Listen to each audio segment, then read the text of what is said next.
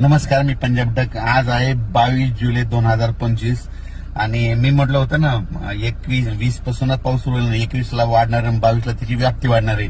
तर बघा हे आमचं हे गुगली धामणगाव, हे बघा पाणी किती साचलंय आणि पाऊस आला. तर काल योगायोगानं तुम्हाला म्हणलं होतं ना धाराशिवला गेलो होतो आणि तुळजापूरला जात असताना त्या एक हॉटेलला एक भेट दिली होती, भाग्यश्री हॉटेलला. ते कसं म्हणता येईल लोकांना की नाद करते का जेवायला यावं लागतं, तसं तिथूनच म्हणलं होतं नाद पावसाला देखील यावंच लागतं असं. म्हणजे बघा धाराशिव जिल्ह्यामध्ये वाटल्यास फोन लावून विचारा धाराशिव जिल्ह्यामध्ये पाऊस पडला का नाही. म्हणजे इतकं प्रेम पाहिजे निसर्गाव.